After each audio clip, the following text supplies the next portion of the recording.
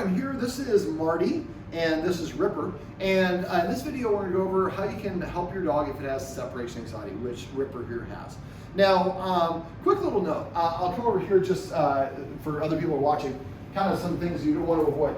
This is the kennel that the guardian was putting Ripper in because Ripper's destroying the walls and the framing around the doorway. Dogs essentially go through separation anxiety are having a panic attack. It's important to understand that they are not thinking clearly, and they are, I guarantee you, not doing this intentionally to piss you off. They're freaking out. So a lot of times we will use a kennel, which is referred to as a short-term confinement area, to keep the dog from destroying our stuff. The problem is our dog has to be comfortable and relaxed being in the kennel. I'm not going to show it, but I don't know if you can see in the back, she's really bent these pretty well, and she's bent the door. Some dogs actually will get their head stuck and pop through the door and get their neck stuck and can asphyxiate and die. So if your dog has separation anxiety, simply putting in a kennel is not going to fix it. It might keep your place from getting destroyed, but it's dangerous for your dog that's trying to escape, and it's suppressing, it's not addressing the behavior problem. The other thing is the guardian had a muzzle. This is a snout muzzle, and she does it because the dog was barking as well. And obviously we can't have our dog barking if we live in an apartment because that's going to disturb the neighbors. However, a muzzle like that prevents the dog from opening its mouth, and dogs that are panicking or in distress need to open their mouth because that's how they cool down, is letting the liquid evaporate off their tongue. A muzzle like this will not allow them to open their mouth, so it prevents, I guess, a little bit of the barking, but it can be dangerous. So you want to try to avoid that. You also don't want to do any punishment whatsoever. If your dog freaks out because it's left alone, the last thing you should ever do is punishment. And I promise you, again, I've heard all the stories. Your dog's not doing these things to piss you off or send you a message. It's just freaking out. Okay, so now I'm going to walk around here. Basically, dogs, there's several steps to separation anxiety. I talked off camera to the guardian about making sure she's exercising her dog. Now, she does a great job of exercising her dog, better than most of my clients do. Exercise is not going to fix separation anxiety, but it will make fixing it easier if you do it in advance. So think of exercising and your dog as setting your dog up for success. Just make sure there's at least 10 minutes of rest between the time the exercise ends and when the next thing happens. Now, one of the first things that dogs with separation anxiety trigger on, we call them triggers, is the departure ritual. So before, and the guardian mentioned this to me before we started filming this, when I start getting ready for work, she starts whining, she starts pacing. She recognizes the things that happen before I leave. Dogs are very much creatures of habit. So if every time you sit here and put a special pair of shoes on and you wear a uniform like me, you pick up your keys, you pick up your sunglasses, your phone, you lock your place up, you turn the TV on, you open the windows or close the windows a certain way, all these things are an indicator you're about to leave. So the dog sees you do them, especially in a certain sequence. It's like, oh my God, my guardian's about to leave, and I start freaking out early. So what we want to do as the first stage is we want to desensitize our dog to those particular triggers. So if, like, for example, this is a big one for a lot of dogs. See, the dog's looked. So if picking up your keys is an indicator you're about to leave, we want to desensitize your dog to that. So let's say the keys are right here. So I'd walk over, and then don't do that. Put them back on the shelf, and then just sit down and go back to watching TV or doing whatever you're doing. So we're doing it out of context and removing it from the equation of us leaving. Now, when I first do this, I separate them. So I do pick up my keys, and then I put that down, wait for the dog to settle down. Then I might go grab my shoes, put those on, and then wait for the dog to settle down before I take them off and do the next trick, grab my purse or whatever it is. Now, it's probably a good idea, and I don't have my paperwork here, but a lot of times we have like a sheet where it has a list of the triggers on the far left side, and then a couple columns, like 3 or 4 columns. And so the first one is maybe the first day, and you can do it for a day or a week. So you pick up the key, and it took Ripper 2 minutes before she finally settled back down. So it's knowing how long it takes her to settle down can help, because we also want to see progress. Then the second week, now it takes her 1 minute and 5 seconds to calm down. By the third week, it's 30 seconds. By the fourth week, it doesn't even trigger her at all. Now, these are not our accurate numbers. I'm just giving an example of how to set up that sheet.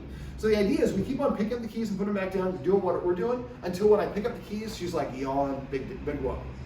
Now, and once you got that done, then start doing combinations. Maybe I pick up the keys and grab my purse. Or pick up the keys, grab my purse, and take a step towards the door. Whatever it is, and after a while you combine all those elements of you leaving, and the dogs are laying on the bed like they are now, and they're completely relaxed. That's the point of desensitizing them for the triggers. Okay, so that's and this is something I would recommend you do throughout the day in short little bursts, like 10 seconds here, 20 seconds. It's not gonna take a long time, but make a chart. So when you're getting ready to leave, you might wanna just kind of have a piece of paper, write down, what do I do?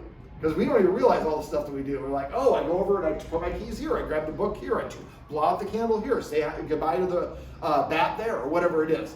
And so after a while, then you kind of desensitize the dog for all those triggers. The next thing that I want the dog to do is I want the dog to, and you can do these simultaneously, not at the same time, but as they're occurring during the same time window, just not at the same time. A couple times a day, you know what I'm saying. All right, so basically what I like to do is I like to teach the dog to stay so that I can have it stay in the kitchen, because we think of separation anxiety for our dogs as when we leave the house. But if I'm laying here and the dog is laying on where the dog bed is in the kennel over there, that is practicing being somewhat apart from me.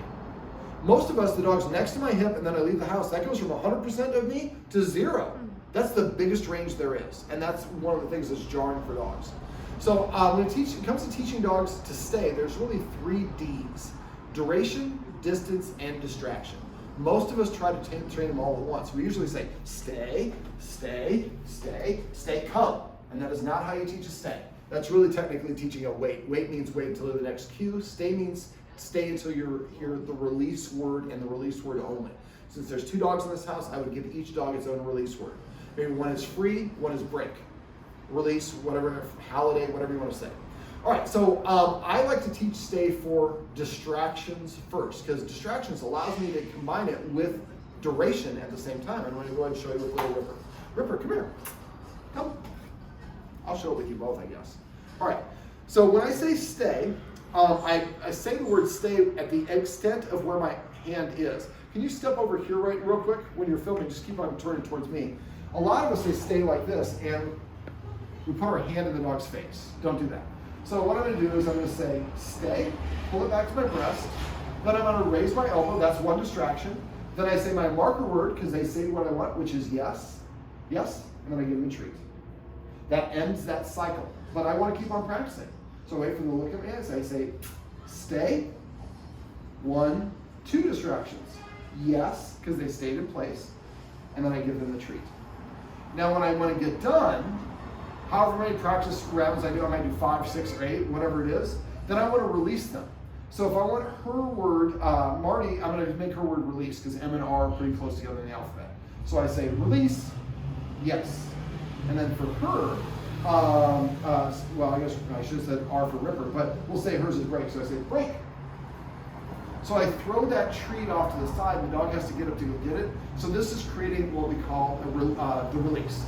Now, when you're practicing stay, it is important your dog has 100% success. So if your dog, you say stay, and your dog gets up and walks away, that's an auto release. That's not staying. That's the opposite of what we're looking to do. So when you do this, I usually use those stay, 1 distraction, yes, then I give the dog a treat, then stay, 1, 2 distractions. If you're working up, you might have a dog, some dogs like to say stay, 1 distraction, treat, and stay, 1 distraction, treat, and just stay with 1 distraction only. After a while, then I can go to 2. Now we're doing distractions, I try not to move my hand around, because see how she's following my hands, or he is? So if the distractions, I like to use my arms, I can tilt my head, I can arch my eyebrows, I can close my eyes, I can look around. I try not to move away from the dog. That's distance, and most dogs are going to follow you. And if you start adding distance in early, your dog's going to auto-release and come to you, and it's going to kind of negate a lot of your practice.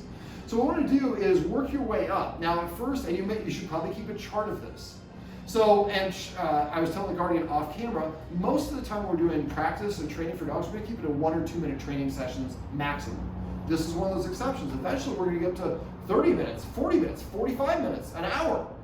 Now, when I'm first doing this, until I get up to about 10 distractions, which is 10 seconds, it's okay for me to have eye contact. But when eventually I get it, I'll do it with little Mardi here, I'd say stay.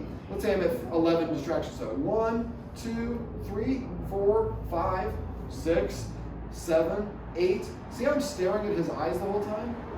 If I don't break eye contact and help him practice doing it, when I turn and actually start leaving the room and adding distance, he's going to come with me. So when you're doing it, I would say stay. 1, 2, 3, 4. Pull up my phone. 5, 6. Because we look at our phone a lot.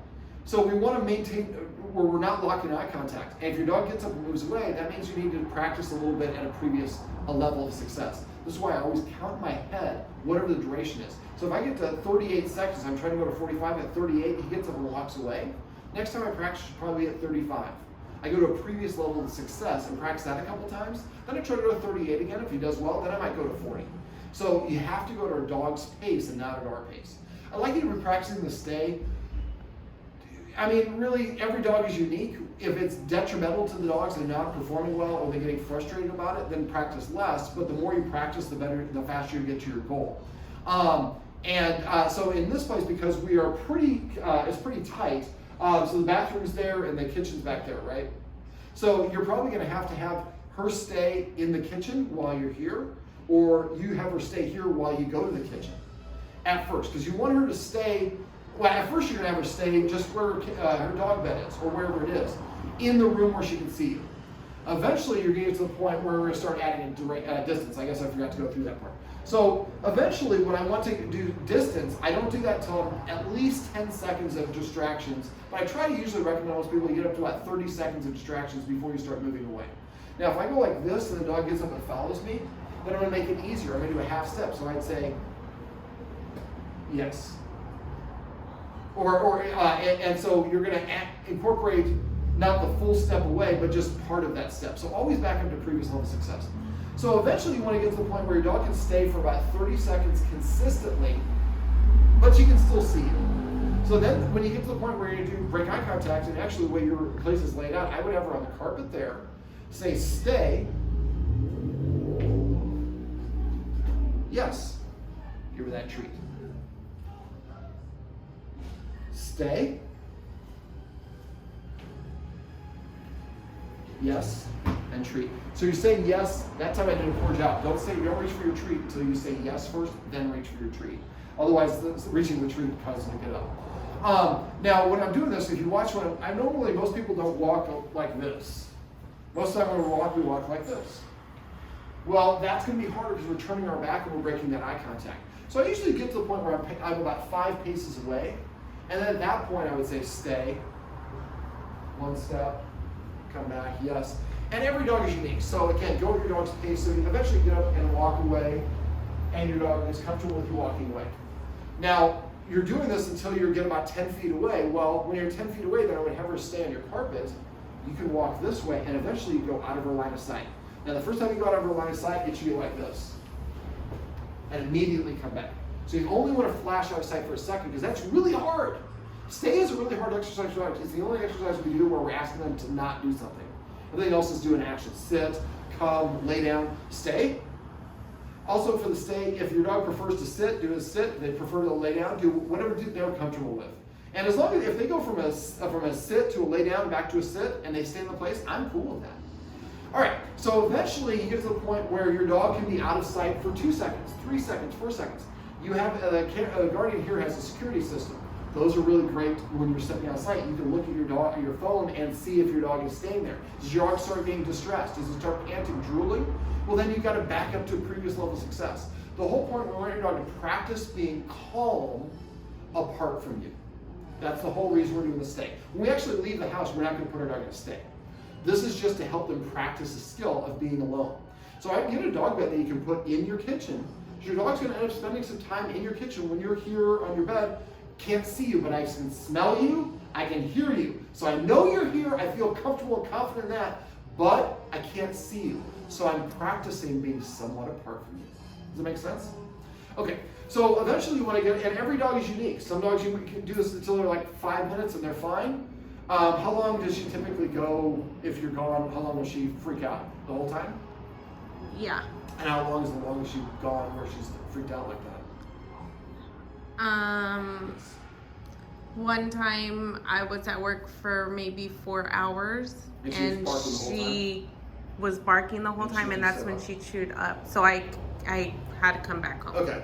So when it comes to doing this, we don't want to, as much as we possibly can when we're doing through this process of separation anxiety treatment, not leave her alone. Because when we leave her alone, she's practicing freaking out, and that's practicing what we don't want. So once eventually we get to the point, so now the progression for this is, first of all, we make sure the triggers, now I'm comfortable with triggers. You can pick up your keys and put your shoes on, all that stuff. I could care less because you're doing it out of context of when you leave. Also, something I forgot, the guardian here doesn't do it, but when you come and go, don't make any production of it. Don't, you be okay with me, without me here, buddy? You're gonna be okay while we're working? Don't do that. Just bye, leave. Come back home. If they're excited, just wait for them to calm down. We don't want to make you arriving, them freaking out, because that kind of also will augment separation anxiety. So the first stage is, well, first of all, making sure we get enough stimulation and exercise with that 10 minutes of rest before we practice. Then we're going to desensitize the dog with the triggers. And we can be doing these in the same period of time, just not simultaneously. And then we're also going to be teaching our dog to stay. So these are 3 things we can be doing concurrently, just not back to back to back. And eventually we get up to the point where your dog can be in the kitchen and you're able to watch, and I don't know, you can move your security cameras, you can see that, or you put your iPhone so you can watch on your computer or TV or whatever. But you want to make sure your dog is not panting or drooling. The whole point of this is practicing being calm when I'm alone, because I know that you're there. I just can't see you. All right, the last stage of this is practicing what I like to call the departure ritual, which is actually leaving, which is really hard for dogs. Now, when you out that door, I know you're going to be gone for a while. Well, not now, because now we're going to flip it. So what I'd like you to do is when you're watching the Rocks movie, whatever this is, you're just going to stand up, walk out your door, close the door, latch it, then unlatch it, come back in, and lay back on the bed. And you don't make any big deal out of it. You're not going to say goodbye to the dogs. You just suddenly get up and walk out, latch it. So you want to recreate all the sounds that are associated with it. And if that latching causes you, the latch sounds make your dogs get excited, I make that a trigger. Or you can make it a counter conditioning thing. So like I'm going to latch the deadbolt,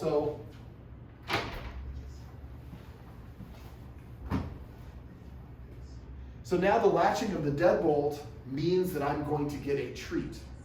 Now I would do this independent of leaving. This is just when you're in the house. But if that's one of your triggers, again, you do the trigger. And then I talked about earlier for the keys, we pick up the keys and put them down. We don't actually give a treat for that. We want to desensitize them.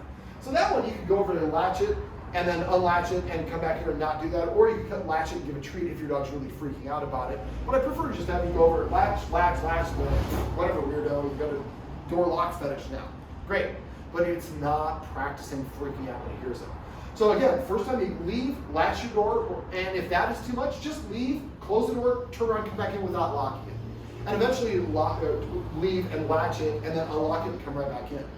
So gradually we're going to start leaving for longer and longer periods of time.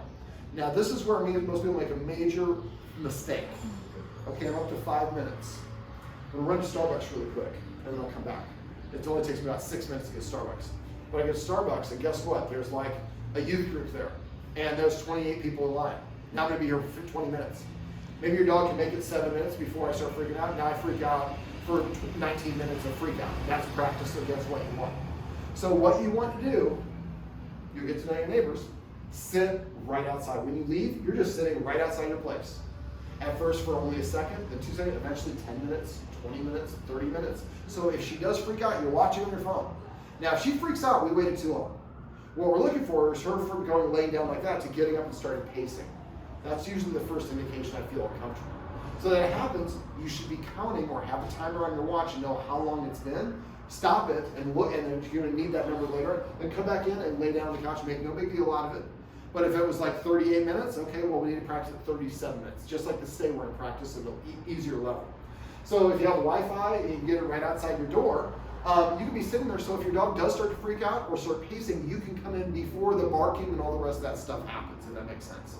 But and I have clients that like literally have a little lawn chair outside their place, and they're out there on with our computer or their iPad. I have one woman, she's doing her job. Now she actually had to go down the hall a little bit because the dogs could hear her right outside the door. So if you're verbalizing, you might have to move a little further away, stairs or whatever it is. But the idea is that you can come back before your dogs really start freaking out. But if you do it right, that shouldn't be necessary. That's why it's important we go the dog's pace. So now we've desensitized, we've gotten them enough exercise. We've desensitized them of the triggers. We've helped the dog practice being alone and develop some self-control by practicing and learning the stay. And then we've now also practiced when I leave, it doesn't mean I'm always leaving for hours. One other thing, don't always make it linear. Don't go for 1 minute, 2 minute, 3 minute, 4 minute. 1, 2, 3, 4. Let's go to 30 seconds. and then go back to 5 minutes. So sometimes you come right back right away. If it's always more, then I might start anticipating it's going to be more and make it longer and longer. If that makes sense. Now, some of the other things we talked about off camera in the session were enrichment items like a lick mat, treat dispensing toys, and a snuffle mat. Since dogs, do your dogs really like to eat? Yes. So they really like to eat. Let's start using that. We want to create positive associations here while we're leaving. So again, distracted like we talked about earlier. So a lick mat smothered with peanut butter, the first couple times you do it while you're here lying on the bed or whatever it is. But then after a while, you lay on the bed and they're licking the peanut butter. That's when you get up and do your departure, you come right back. So hopefully they just keep on licking. They're striking, like, okay, and the first time they might stop and come over to you. Well, next time they're like, oh, she did that before. So if they stop and come over to you, then make the next one a little bit easier, and gradually add back. But the idea is eventually it's like, okay, weirdo healing. You go out there. I'm going to keep licking peanut. I'm not going to stop licking the peanut butter because you're doing your weird thing going out the door. And you can also do bully sticks, cow kneecaps, pig noses, or not horse noses, cow noses, ears, tracheas. No hides, don't use rawhide. Rawhide is soaked in formaldehyde, bleach, and ammonia. They're very bad for dogs. They get stuck a lot, and they also lead to a lot of digestive problems because they're soaked in formaldehyde and embalming fluid, essentially, which is nasty. So rawhide, I like using bully sticks and things along those lines because they're organic. It's better for the dogs. So I'd like you to get some of those. So don't do it exclusively, but sometimes when the dogs do that, that's a great way to practice your departure ritual. So if they stop chewing it, that means they're starting to get anxious. The goal is they just keep on chewing the whole time when you leave and you come back in, and it's like, whatever, man. But I practice being calm while you're gone, and then gradually you start elongating that period of time till it's like, big whoop, she leaves, but I get good stuff to chew on. Or when she leaves, finally she's gone, I can get a nap in. She just won't stop yapping. But the idea is we're just really setting our dogs up for success by helping them practice all these individual things one at a time so they can really learn that skill and have it down. And then we start combining them together like the triggers. So first just pick in the keys, then the keys and the purse and the sunglasses and all the rest of the stuff. Does this make sense? Mm-hmm. All right, so this is a process. Now, every dog's separation anxiety is unique. About 50% of all dogs have some form of separation anxiety, so what you're dealing with is not unusual, but because you were working from home for so long, that's really kind of exasperated the situation. And now we have the old guy, Mardi, who's starting to pick up when he gets nervous, he's starting to get anxious. And so she basically just really needs a human's presence. It's going to take a little bit of practice, but eventually she'll learn, hey, when people leave, when my mom leaves, it's not the end of the world. It's actually time for me to get some serious relaxation in. All right, well, this is my little buddy Mardi. And over here we have the beautiful Ripper. You gotta look at the camera though. You have a black face, so it's harder for people to see you online. And I'm David, and these are some tips you can use if you have a dog or dogs that have separation anxiety.